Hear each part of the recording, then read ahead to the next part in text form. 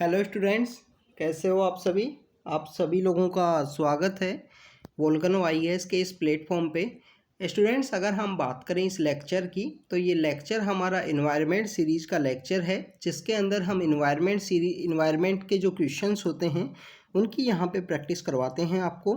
Students, अगर हम बात करें जो क्वेश्चंस होते हैं उनके थ्रू भी आप अपना जो रिवीजन थ्रू द क्वेश्चंस जो एक कॉन्सेप्ट होता है, आप अपना जो रिवीजन है वो कर सकते हो। इस तरीके से आपके लिए इन्वायरमेंट सीरीज़ लॉन्च की गई है, जिसके अंदर बेसिकली आपके जो इन्वायरमेंट के क्वेश्चंस हैं वो यहाँ पे आपको प्रैक्टिस कराए जाएंगे।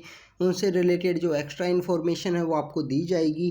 तो स्टूडेंट्स, इसी तरीके से जैसे इन्वायरमेंट सीरीज़ हमने लॉन्च की, ऐसे ही वोल्केनो आईएएस के द्वारा आज़ादी सीरीज भी लॉन्च की गई थी अगस्त के अंदर में, जिसके अंदर 15 लेक्चर कराए गए थे और वो 15 लेक्चर अवेलेबल हैं हमारे यूट्यूब चैनल के ऊपर, आप उनको देख सकते हो। तो आपका मॉडर्न इंडियन हिस्ट्री के जो क्वेश्चंस हैं वो वहाँ पे प्रैक्टिस करवाए गए, उनके आपके क्वेश्चंस दिए गए और क्वेश्चंस का डिस्कशन किया गया।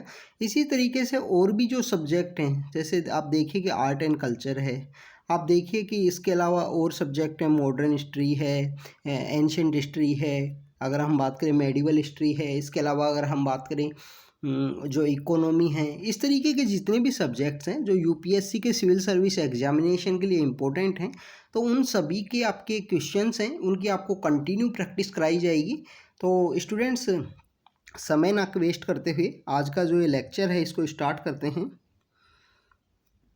सबसे पहले अगर हम बात करें फर्स्ट क्वेश्चन की, तो फर्स्ट क्वेश्चन के अंदर स्टूडेंट्स पूछा गया है कि जो क्रॉप का जो रोटेशन होता है एग्रीकल्चर सेक्टर के अंदर, उसके क्या क्या बेनिफिट हैं। स्टूडेंट्स, हमको पता है कि एक सीजन में जो कोई खेत होता है, एग्रीकल्चर की जो फील्ड होती है, जैसे सपोज कीजिए कि रबी का जो सीजन है, रबी के सीजन में इस खेत के अंदर में जो यहाँ पे जो फसल बोई गई वो बोई गई, आप देखिए कि वीट की, गेहूँ यहाँ पे उगाया गया। तो नेक्स्ट ईयर जब रबी का सीज़न आएगा तो यहाँ पे जब क्रॉप उगाई जाएगी तो यहाँ पे मस्टर्ड को यूज किया जाएगा या मेज उगाया जाएगा, चना की जो होती है वो यहाँ पे उगाई जाएंगे, ग्राम बेसिकली स्टूडेंट्स, क्योंकि मेज तो यहाँ पे आपको पता है कि खरीफ की क्रॉप है। तो स्टूडेंट्स, इस तरीके से यहाँ जो क्रॉप है उसका रोटेशन होता है, इसको क्रॉप रोटेशन का कॉन्सेप्ट बोला जाता है कि एक सीजन में एक खेत के अंदर में एक ही क्रॉप को ना उगा के डिफरेंट क्रॉप्स को उगाया जाता है। तो उसके बिहाइंड में काफ़ी कुछ रीजन्स हैं, उन सब के बारे में आपको पता होना चाहिए। तो यहाँ पे पूछा है कि जो सॉइल की जो फर्टिलिटी है वो इम्प्रूव होगी और सॉइल का जो टेक्सचर है उसके अंदर भी इम्प्रूवमेंट होगा। इसके अलावा जो पीस्ट्स एंड डिजीजेज हैं उनको कंट्रोल करने में हेल्प करेगा। बिल्कुल सही बात है स्टूडेंट्स। इसके अलावा ये हेल्प करता है ग्रो करने में 2 और मोर क्रॉप्स। तो ये जो थर्ड स्टेटमेंट है स्टूडेंट्स, ये स्टेटमेंट रॉन्ग है, क्योंकि ये 2 या 2 से अधिक जो क्रॉप्स हैं उनको उगाने में कैसे हेल्प करेगा। आप देखिए, क्रॉप रोटेशन है, क्रॉप रोटेशन के थ्रू आप क्रॉप को रोटेट करोगे, आपकी जो फसल है उसको अलग अलग फसल उगाओगे। आप इसके बिहाइंड में एक नाइट्रोजन साइकिल के अंदर आप रीड करोगे कम्प्लीटली, जब इन्वायरमेंट के लेक्चर्स आपके लिए जाएंगे, कि यहाँ पे बेसिकली जो क्रॉप है, मस्टर्ड की क्रॉप, इस तरीके की जो क्रॉप्स हैं उनके उगाने के बिहाइंड में क्या रीजन है। तो यहाँ पे हम बात करें स्टूडेंट्स, तो यहाँ पे जो आंसर होगा, ए आंसर होगा, 1 और 2 यहाँ पे करेक्टली मैच हैं। तो क्रॉप रोटेशन का कॉन्सेप्ट स्टूडेंट्स हमने देखा। अगर हम बात करें नेक्स्ट क्वेश्चन की, next question is about the coral bleaching. तो स्टूडेंट्स, कोरल ब्लीचिंग क्या है। कोरल्स बेसिकली हमारे कुछ ऑर्गेनिजम्स होते हैं, पेड़ होते हैं जो ऑर्गेनिजम्स के रूप में होते हैं, जो ओशियन के अंदर पाए जाते हैं। स्टूडेंट्स, काफ़ी इंपॉर्टेंट होते हैं, वहाँ पे जो ओशियन की एक्वेटिक लाइफ है उसके लिए काफ़ी ज़्यादा इम्पोर्टेंस है। कोरल, जब इन कोरल्स की जब डेथ होने लगती है तो उसको बोला जाता है कोरल ब्लीचिंग। अब कोरल ब्लीचिंग के बिहाइंड में बहुत सारे रीजन हैं स्टूडेंट्स। कोरल्स का ब्लीचिंग होने के बिहाइंड में काफ़ी सारे रीजन्स हैं। आप देखिए कि टेम्परेचर का इंक्रीज होना, टेम्परेचर का काफ़ी ज़्यादा इंक्रीज होना, मीन जो ओशियन टेम्परेचर है वो इंक्रीज हो जाएगा, तो यहाँ पे आपको कोरल्स की जो ब्लीचिंग है वो देखने को मिलेगी। इसके अलावा यहाँ पे देखिए कि जो ओशियन है वहाँ पे एसिडिफिकेशन होना, ओशियंस के अंदर एसिडिफिकेशन होना, तो वो भी एक काफ़ी बड़ा रीजन है कि कोरल का वहाँ ब्लीचिंग होगा। इसके अलावा जो 1998 के अंदर में मास लेवल पे कोरल का ब्लीचिंग है वो देखने को मिला था पैसिफिक ओशियन में। इसके अलावा हमें पता है कि जो कैरेबियन ओशियन है, कैरेबियन ओशियन के अंदर, इंडियन ओशियन के अंदर में, पैसिफिक ओशियन के अंदर में जो कोरल्स हैं उनकी जो ब्लीचिंग है वो देखने को मिलती है। अब आप देखिए कि यहाँ पे जो टेम्परेचर है इंक्रीज हो जाए या डिक्रीज हो जाए तो ये भी एक रीजन है कोरल का ब्लीचिंग के लिए। ओवर फिशिंग प्रेजेंट समय में आपको पता है स्टूडेंट्स की जो ट्रॉवल्स हैं वो यूज किए जाते हैं। ट्रॉवल्स बेसिकली क्या होते हैं? ट्रॉवल्स मीन्स द जो अगर हम बात करें कि इस तरीके से एक मशीन यूज की जाएगी और कम्प्लीटली जो ओशन का बेड है वहाँ से जो यहाँ फिशिंग है उसकी एक्टिविटी की जाती है। तो ओवर फिशिंग की एक्टिविटी की गई है। ओवर फिशिंग मतलब कि हद से ज़्यादा वहाँ फिशिंग कर ली गई, तो इसकी वजह से भी वहाँ पे जो कोरल की ब्लीचिंग है उनके ऊपर इफेक्ट होगा, वहाँ की जो एक्वेटिक लाइफ है उसके ऊपर कम्प्लीटली इफेक्ट होगा। और इसके बिहाइंड में एक काफ़ी बड़ा रीजन्स है कि जो ओवर फिशिंग का आप देखिए कि जितने भी बिग कंट्रीज हैं, ऐसा कोई मैरीटाइम एरिया जो दो कंट्रीज के बीच में शेयर किया जाता है, जैसे आप देखिए कि इंडिया एंड श्रीलंका के बीच वाला जो एरिया है, अब वहाँ पे इंडिया टेक्निकली एडवांस है। इसके अलावा आप देखिए कि इंडिया के पास फाइनेंस का अवेलेबिलिटी काफ़ी अच्छा है, टेक्नोलॉजी के ऊपर में जो पैसा है वो खर्च कर सकता है, अब वो श्रीलंका नहीं कर सकता। तो इस तरीके से जो बिग प्लेयर्स जब इस तरीके से ओवर फिशिंग करते हैं तो नियर बाई जो कंट्री है, जो पुअर कंट्री है या डिपेंडेंट कंट्री है, उसका यहाँ पे सिचुएशन काफ़ी ख़राब होता है। और कंटिन्यू आपको इस तरीके के जो रिपोर्ट्स हैं वो देखने को मिलते हैं कि दूसरे कंट्री के द्वारा ओवर फिशिंग की गई है, इलीगल फिशिंग की गई है। अभी रिसेंटली एक WTO की समिट भी हुई थी, उसके अंदर भी इसके बारे में बात की गई थी कि ओवर फिशिंग, इलीगल फिशिंग, इन सबको रोकना चाहिए।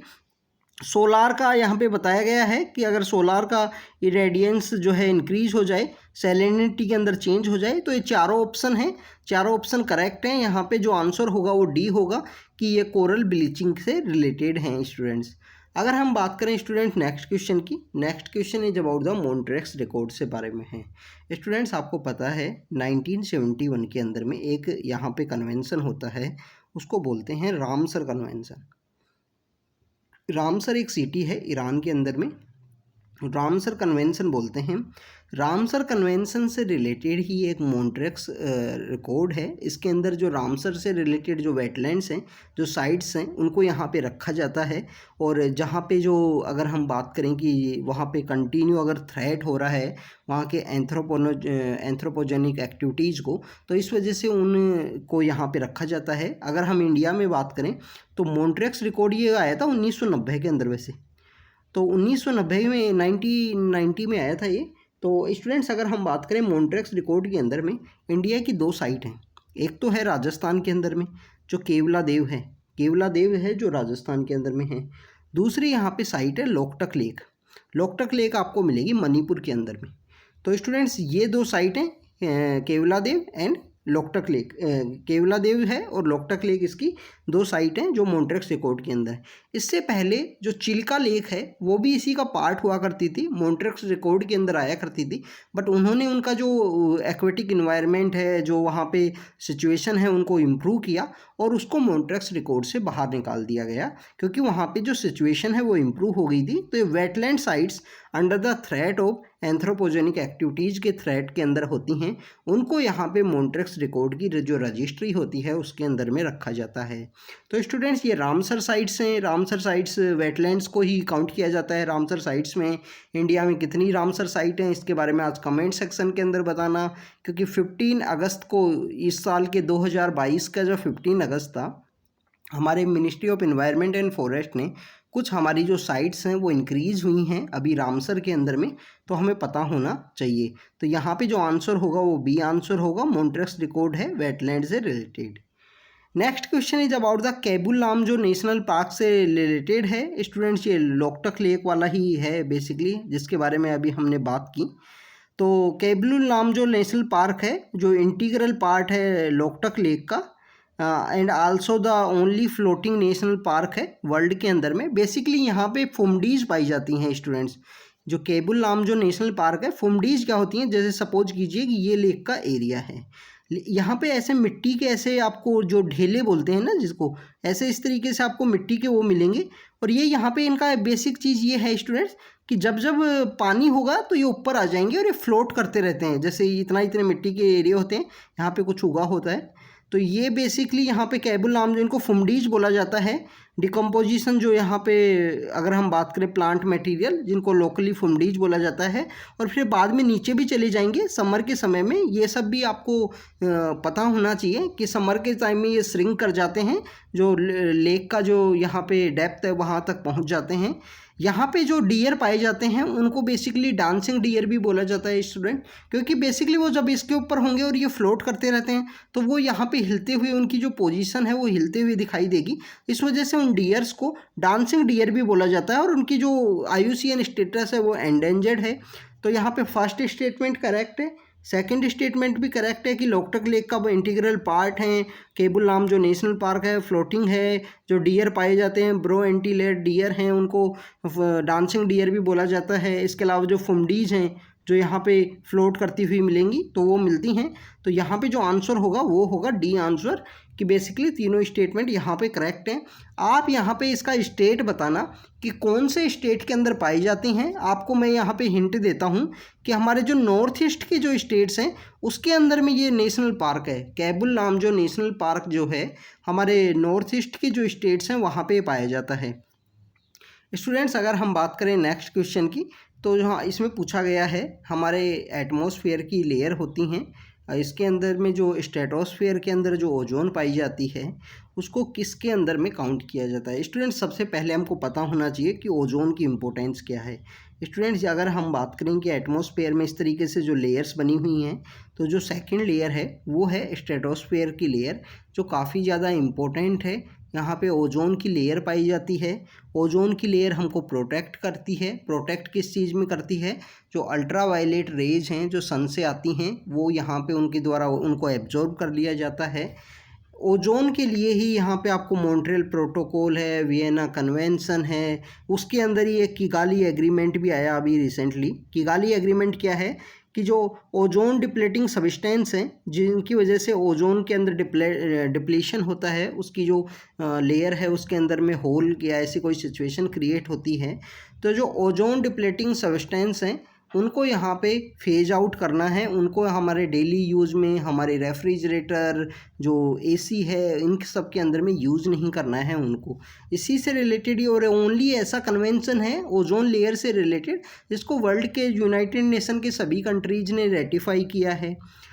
तो स्टूडेंट्स, बेसिकली डॉब्सन यूनिट होती है अगर हम बात करें ओजोन लेयर की, जो स्ट्रेटोस्फेयर में पाई जाती है। यही लेयर अगर ट्रोपोस्फेयर के अंदर पाई जाएगी तो ये काफ़ी डेंजरस होती है, ग्रीन हाउस गैस के रूप में वर्क करेगी। ट्रोपोस्फेयर में पाई जाएगी, हार्मफुल होती है ह्यूमन बीइंग के लिए।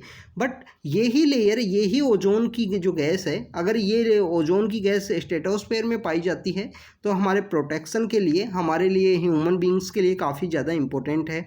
तो स्टूडेंट्स, यहाँ पे जो आंसर है वो है बी आंसर, डॉब्सन यूनिट। तो आप देखिए स्टूडेंट्स कि यहाँ पे हमने स्ट्रेटोस्फेयर में ओजोन लेयर मेजर किससे किया जाता है, क्या यूनिट है, उसके बारे में देखा। हमने कैबुल नाम जो नेशनल पार्क और लोकटक लेक के बारे में देखा।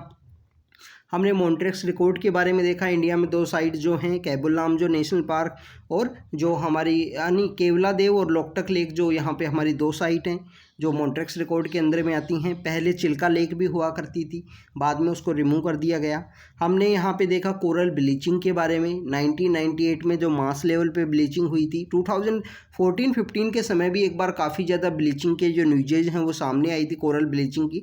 इसके अलावा जो क्रॉप रोटेशन है उसके बारे में देखा। तो आप इन क्वेश्चंस की प्रैक्टिस कीजिए। आपको जो भी एक्स्ट्रा इन्फॉर्मेशन मिलती है या वीडियोज़ के थ्रू जो मिलती है तो अपने बुक के मार्जिन के ऊपर कहीं लिख लीजिए, कहीं ना कहीं उनको नोट डाउन कीजिए, जिससे जब भी आप बुक को रीड करो तो आपके रिवीजन में हेल्प करें।